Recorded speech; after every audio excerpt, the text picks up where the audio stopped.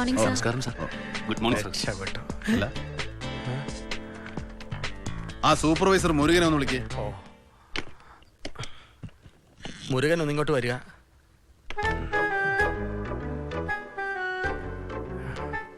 എന്തേ ഇങ്ങനെ സൂക്ഷിച്ചു നോക്കുന്നത്? നോക്കാൻ പാടില്ലേ?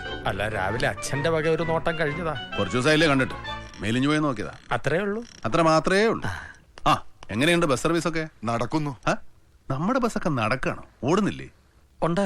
ഇല്ല, ഈ ഒരാഴ്ചന്റെ ഇടയിൽ എത്ര ട്രിപ്പുകളാ മുടങ്ങിയത്? പാലക്കാട്, വയനാട്, നിലമ്പൂര് ഒന്നും ഓടിയിട്ടില്ല. വണ്ടികൾ ഏറെയും കട്ടപ്പുറത്താ. ഇല്ലേ മുരുക? അത് സ്പെയർ പാർട്സ് എത്താൻ വൈകിയതിനെ കൊണ്ട് കാരണങ്ങൾ ഉണ്ടാവും. സാമി അറിഞ്ഞിരുന്നില്ലേ? ഇല്ല. എന്നാ മംഗലാപുരത്തിരുന്ന ഞാൻ അറിഞ്ഞു. മുരുക, ഇത് എന്റെ അമ്മയ്ക്ക് പറയിപ്പിക്കുന്ന അനാസ്ഥയാ, മനസ്സിലായോ? അത് എന്ത് കുതേ? കളക്ഷൻ ഉണ്ടാക്കല് മാത്രമല്ല ബസ് സർവീസ്. എന്താ സ്വാമി സർവീസിന്റെ മലയാളം? സേവനം. എന്നാ അങ്ങനെ ഒന്നുകൂടെ ഉണ്ടേ. മറ്റു വാഹനങ്ങളില്ലാത്ത വയനാട്, നിലമ്പൂർ ഭാഗത്ത് ഉള്ളോട്ടൊക്കെ സാധാ മനുഷ്യന്മാര് ലീല ബസ് കാത്തു നിൽക്കും. ലീല വരാത്തോണ്ട് പണി മുടങ്ങി, ലീല വരാത്തോണ്ട് ആശുപത്രി പോയില്ല, ലീല വരാത്ത ചതിയായി പോയി എന്നൊക്കെ പാവങ്ങൾ പറയും. ഈ ലീല ലീല എന്ന് പറയുന്നത് എന്റെ അമ്മന്റെ പേരാണല്ലോ, ആണോ? അപ്പൊ ചുരുക്കത്തില് നാട്ടുകാരെ കൊണ്ട് എന്റെ അമ്മയ്ക്ക് പറയിപ്പിക്കില്ല നിങ്ങൾ ഈ ചെയ്യുന്നത്. ഞാനങ്ങോട്ട് വർക്ക്ഷോപ്പിലേക്ക് വരണ്ട്. മുരുകൻ ചെല്ല്. സാമി. സാമിയുടെ പേര് ഗണപതി എന്നല്ലേ? അച്ഛനും അമ്മയും ചെറുപ്പത്തിൽ അങ്ങനെയാ വിളിച്ചത്. എന്തേ മാറ്റണോ? അല്ല, മുരുകനോട് പോകാൻ പറഞ്ഞപ്പോ ഗണപതി പോകുന്നത് കണ്ടു, അതുകൊണ്ട് ചോദിച്ചാ. ഗണപതിയും മുരുകനും സഹോദര ദൈവങ്ങളാണല്ലോ, അതുകൊണ്ട് അറിയാതെ പോയി. ഇനിയിപ്പൊ അറിഞ്ഞോണ്ട് പോയാ മതി.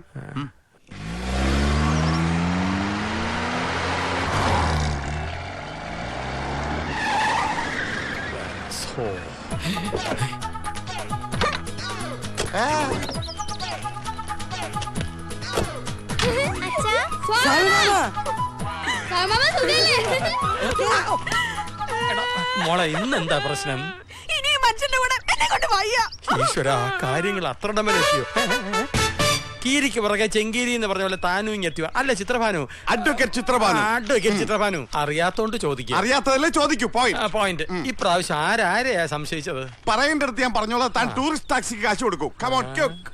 ഗണപതി എത്തി.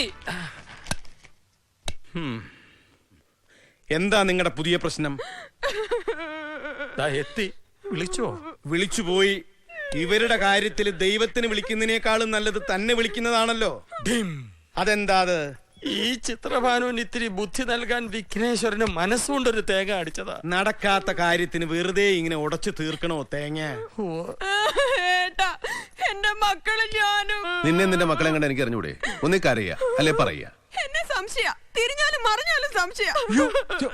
ഏട്ടനറിയോ, വീട്ടില് പാലും കൊണ്ടൊരാൾക്ക് വന്നൂടാ, പച്ചക്കറി കൊണ്ടൊരാൾക്ക് വന്നൂടാ, പത്രം കൊണ്ടൊരാൾക്ക് വന്നൂടാ.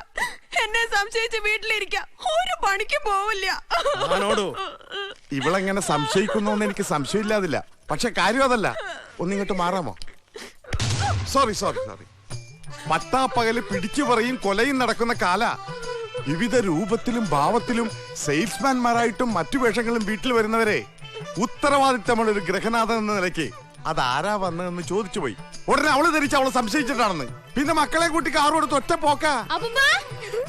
അപ്പൂപ്പ ഇന്നിവിടെ വെച്ച് പിരിയുന്ന അവിടെ വെച്ച് അച്ഛനും അമ്മയും വാക്ക് പറഞ്ഞത്. എന്നിട്ട് പിരിഞ്ഞു അപ്പൂപ്പ? പിരിച്ചില്ല, ഒന്ന് ഒടിക്കാൻ തീരുമാനിച്ചു ഞാൻ. എന്നാ പെട്ടെന്ന് ഒടിക്കുന്നു. ഇവൻ വീട്ടിലും അങ്ങനെയാ, തമാശക്കാരനാ, എന്നെ പോലെ. പെങ്ങളെ, ഏതെങ്കിലും ഒരു മുറിയുടെ ചാവി ഒന്ന് തരുമോ? ഏതെങ്കിലും ഒരു മുറിയുടെ ചാവിയോ? എന്താ ഹോട്ടലാ? അളിയനും രാധയ്ക്കവിടെ തന്നെ ഈ വീട്ടിലൊരു മുറിയില്ലേ? വിവാഹമോചനത്തിന്റെ വക്കീലെത്തി നിൽക്കുന്ന ഭർത്താവിന് ഭാര്യ വീട്ടിൽ എവിടെയാണ് അറിയാൻ മുറി? എങ്കിലും ഒരു മുറി മാത്രം തുറക്കാതെ വെക്കാം ഞാൻ അതികൂടം എന്നുടെ ആരാമത്തിൽ എന്ന ബാബുരാജ് ഈണം നൽകിയ ഒരു പാട്ടില്ലേ, അത് പിരിയുന്നതിന് മുമ്പ് ഭാര്യയെ ഞാൻ പാടി കേൾപ്പിക്കും. ജീവിച്ചിരിപ്പുണ്ടെങ്കിൽ സാമിക്കും കേൾക്കാം. എനിക്ക് വിശന്നിട്ട് പാടില്ല. അളിയനോ ഇങ്ങനെ ഒരുത്തൻ, നിനക്കെങ്കിലും ഒരു പൊടിക്കൊന്ന് വിട്ടുകൊടുത്തൂടെ?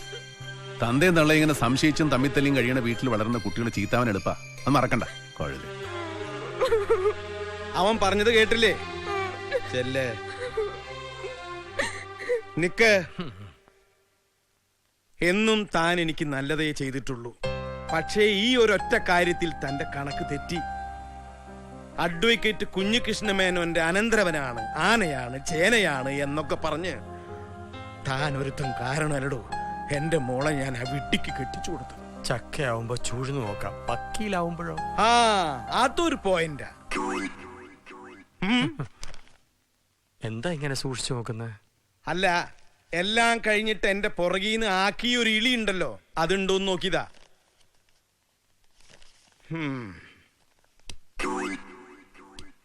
ചിത്രമാനോ കോടതി പോവാതെ വീട്ടിൽ തന്നെ കുത്തിരിക്കുന്നതുകൊണ്ടാ ഈ പ്രശ്നങ്ങളൊക്കെ. വക്കീൽ പണിയാ, അത് കള്ളപ്പണിയല്ലേ. അതിന് അഡ്വക്കേറ്റ് ചിത്രമാനെ കിട്ടൂല. ഓഹോ. ആ അളിയനറിയോ, ഒരു 3-3.25 വയസ്സിൽ തൊട്ടിലിൽ കിടന്ന് നീതി ന്യായമെന്ന് തോന്നിപ്പിക്കുന്ന രീതിയിൽ ഞാൻ ഉറക്കെ കരഞ്ഞിരുന്നതായി എന്റെ അമ്മ റിപ്പോർട്ട് ചെയ്തിട്ടുണ്ട്. പക്ഷേ വക്കീൽ കുപ്പായമിട്ട് ഞാൻ കോടതിയിൽ പോയ ആദ്യ നാളിൽ തന്നെ ഞെട്ടിപ്പിക്കുന്ന ഒരു സത്യം ഞാൻ തിരിച്ചറിഞ്ഞു. എന്താ? ഒരേ നിയമപുസ്തകത്തിൽ നിന്നും പഠിച്ച ന്യായവാദങ്ങൾ നിരത്തിയാണ് കട്ടവന് വേണ്ടി ഒരു വക്കീലും കളവ് പോയവന് വേണ്ടി മറ്റൊരു വക്കീലും വാദിക്കുന്നത്. ഇതെന്ത് ന്യായമാണ്? ഇതിലെവിടെ നീതി? ശരിയാ, ഇഷ്ടമില്ലാത്ത ഒരു പണിക്കും എന്റെ അളിയൻ പോയി പോരും. അല്ല ഒരു കാര്യം കൂടെ ഉണ്ട്. ഒന്നവിടെ നിന്ന്. അതുകൊണ്ടാണ് ഞാൻ ടൂറിസം തെരഞ്ഞെടുത്തത്. ടൂറിസം ഇനിയിപ്പോ അതുകൊണ്ടോ? അതെ, വൈത്തിരിയിൽ 100 ഏക്കർ സ്ഥലത്ത് റിസോർട്ട്സ്. വിദേശ ടൂറിസ്റ്റുകളാണ് എന്റെ ഇരകൾ. ആദിവാസികളെ കാഴ്ച വസ്തുക്കളായി നിരത്തും. കഥകളി, കൂടിയാട്ടം തുടങ്ങിയ നമ്മുടെ അനുഷ്ഠാന കലാരൂപങ്ങളെ വലിയ വലിയ മരക്കൊമ്പുകളിൽ ഊഞ്ഞാല് കെട്ടി സിനിമാ പാട്ടുകളിൽ കാണുന്നത് പോലെ ആട്ടിക്കൊണ്ടിരിക്കും സ്ലോ മോഷനിൽ. അളിയ, വെറും 2 കോടി അത് അപ്പോളിയൻ മുടക്കി തരിക. ഭാവിയിൽ ഞാനത് മടക്കി തരാം. അളിയ, ഭാവി ഉണ്ടായിട്ട് വേണ്ടേ ഞാൻ മുടക്കിയത് അളിയൻ മടക്കി തരാൻ? അതുകൊണ്ട് ഞാൻ ഈ പരിപാടി മൊത്തമായിട്ട് അങ്ങ് മുടക്കിയിരിക്കുന്നു. അളിയ മുടക്കരുത്. അളിയനൊരു നിഷ്കളങ്കനാ. Correct. ബിസിനസ് ഒന്നും കൊണ്ടു നടക്കാനാവില്ല. നമുക്ക് ആവശ്യത്തിന് ബിസിനസ് ഉണ്ടല്ലോ, അത് മതി. ചെല്ലട്ടെ, കുറച്ച് പണിയുണ്ട്. അത് അളിയ, ഏ? അളിയന്റെ ഒരു ഫുൾ സൈസ് ഫോട്ടോ തരുമോ? എന്തിനത്? കണ്ടോണ്ടിരിക്കാനാ, എനിക്ക് പണിയൊന്നുമില്ലല്ലോ. ആ, അങ്ങനെ എന്തെങ്കിലും പ്ലാൻ ചെയ്യ്. എനിക്കൊരു മുടക്കൂല്ല, അളിയനൊരു പണിയുവേ. ചെല്ലട്ടെ. അർത്ഥ കൈക്ക് ഉപ്പ് വെക്കാത്തൊരു അപ്പുകളിയൻ. 10-15 യതീമായ പെൺകുട്ടികളുടെ കല്യാണക്കാരിയാ. അതിലേക്ക് അപ്പൂന്റെ കൈ കൊണ്ട് എന്തെങ്കിലും. അപ്പൂന്റെ കണക്കിൽ എന്താ വേണ്ടെന്നുള്ളത് കോയൊക്കെ തീരുമാനിക്കാം. കഴിഞ്ഞ ആഴ്ച താമരശ്ശേരിയില് അച്ഛന്മാരുടെ വക സമൂഹ വിവാഹം ഉറുപ്പിക 50,000 അപ്പൂന്റെ വക കണക്കില്. ചെയ്തതും കൊടുത്തതും ഒന്നും കൊട്ടിപ്പാടല്ലേ സ്വാമി. ആര് കൊടുക്കുന്നു എന്നല്ല, എന്തിനു കൊടുക്കുന്നു എന്ന് തന്നെ കാര്യം. പെൺകുട്ടികളുടെ കല്യാണല്ലേ, നടന്നു പോട്ടെ. 50,000 രൂപ മതിയോ? മതി, ഈ നല്ല മനസ്സ് മതി. നിങ്ങക്ക് ഏത് നടുക്കാടില്ല ദൈവം കാവലുണ്ടാവും എല്ലാവർക്കും. ഇറങ്ങട്ടാ പോട്ടോ. ഒരു 50,000 രൂപ എന്റെ കണക്കിൽ വെച്ച്. വിഘ്നേശ്വരന്റെ മനസ്സുകൊണ്ടൊരു തേങ്ങ ഉടച്ചതാ. തേങ്ങയ്ക്ക് എന്താ മൂപ്പ് പോരെ? എന്തേ? അല്ല, ശബ്ദത്തിനൊരു വ്യത്യാസം. മതിയോ? മതി മതി. എന്റെ കണക്കില് എന്ന് പറഞ്ഞ കണക്ക് ഏറി വരുന്നുണ്ട്. കുറച്ചു ദിവസം കഴിയുമ്പോ ഒരാൾ ഇംഗ്ലണ്ടിൽ നിന്ന് വരും. അങ്ങേരുടെ മുമ്പിൽ ഞാൻ കണക്ക് പറയേണ്ടതാ. അല്ല, അനിയ മൂപ്പർ എന്നാ എത്താ? പഠിപ്പും കഴിഞ്ഞു, പരീക്ഷയും കഴിഞ്ഞു, നല്ല 1ാം ക്ലാസ് ആയിട്ട് പാസ്സാകുകയും ചെയ്തു. പിന്നെ ഒരു പരിചയത്തിന് വേണ്ടി കുറെ കാലം അവിടെ ഒരു വലിയ കമ്പനിയിൽ ജോലിയും ചെയ്തു. പഠിപ്പിന്റെ കാര്യത്തിൽ അവൻ ആരാ മോൻ. പഠിക്കാൻ എന്താ അപ്പു മോശക്കാരനായിരുന്നു. ഇപ്പോഴും നല്ല ഓർമ്മയുണ്ട്. ചാലപ്പുറ ഹൈസ്കൂളിൽ 8ാം ക്ലാസ്സിൽ പഠിക്കുമ്പോൾ വൈകുന്നേരം സ്കൂൾ വിട്ട് വരുന്ന എന്നെ നോക്കി ഇമ്പീരിയൽ ഹോട്ടലിൽ നിന്ന് മസാല ദോശ വാങ്ങി കാത്തു നോക്കി എൻ്റെ അച്ഛൻ. ഒരു ദിവസം സ്കൂൾ വിട്ട് മാർക്കറ്റിലേക്ക് ചെല്ലുമ്പോൾ വലിയൊരു കിൻഡൽ ചാക്കം തലയിൽ തൂക്കി വീടാൻ നിൽക്കുന്ന അച്ഛനെ കണ്ടു. ഇത്തിരി പൊന്ന് ഞാൻ ചെന്ന് പിടിച്ചിട്ട് എന്താ കാര്യം? ഞാനല്ലാതെ വേറെ ആരുണ്ട് പിടിക്കാൻ? പുസ്തകം വലിച്ചെറിഞ്ഞൊരൊറ്റ ഓട്ടാ ചെന്ന് പിടിച്ചു. എന്നിട്ടും വീണുപോയി എൻ്റെ അച്ഛൻ, കൂടെ ഞാനും. അന്നെറിഞ്ഞതാ പുസ്തകം. ചെറിയൊരു ചാക്കട തലയിൽ വെച്ചു. പിന്നീട് അങ്ങോട്ട് പാളയം മാർക്കറ്റാ നമ്മുടെ സ്കൂളും കോളേജും ഒക്കെ. തോറ്റില്ലല്ലോ കൃഷ്ണട്ടാ. റാങ്കോട് കൂടിയല്ലേ മാർക്കറ്റിലെ പരീക്ഷ പാസ്സായത് അച്ഛനും മോനും.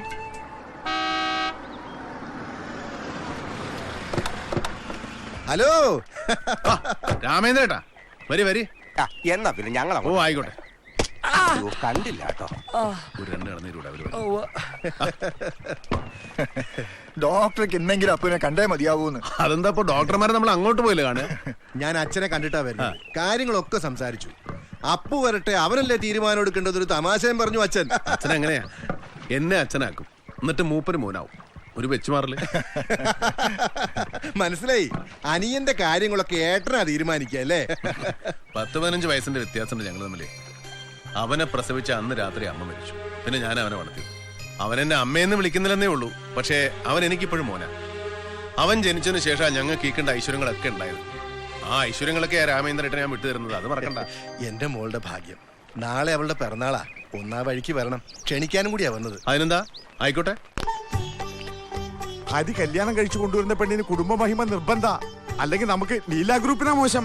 കുടുംബ മഹിമ വളരെ നല്ലതാ. ചിത്രഭാനുവിന് അത് ആവശ്യത്തിലേറെ ഉണ്ടല്ലോ. എന്നിട്ട് എന്തുണ്ടായി? അല്ലച്ച, ഇത് അപ്പേട്ടന്റെ കല്യാണല്ലോ. എന്തേ നീ ഇവന് സഹിച്ചു മടുത്തോ? അതല്ല, ഹരി വന്ന് അവനും കൂടി ഇഷ്ടായിട്ട് വേണ്ട ഇതൊക്കെ തീരുമാനിക്കാൻ. അത് വലിയൊരു പോയിന്റ് അല്ലടോ എന്ന് എനിക്ക് തോന്നുന്നു. പണ്ട് അച്ഛന്റെ കൂട്ടുകാരന്റെ മോൾ ഈ ഇരിക്കുന്ന പൂച്ചക്കണ്ണിയെ അച്ഛൻ പോയി കണ്ടു, ഇഷ്ടപ്പെട്ടു, എന്നോട് കെട്ടാൻ പറഞ്ഞു. ഞാൻ കെട്ടി.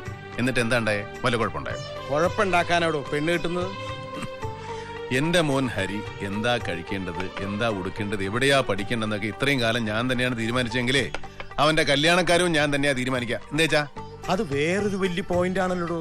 എന്തുമാത്രം പോയിന്റുകളായി വീട്ടിൽ. എന്തായാലും ഡോക്ടർ മേനോ വന്ന് ക്ഷണിച്ചതല്ലേ. ആ കുട്ടിയുടെ പിറന്നാൾ ആഘോഷത്തിന് രണ്ടാളും കുട്ടികളെയും കൂട്ടി ഒന്നങ്ങോട്ട് പോവാ.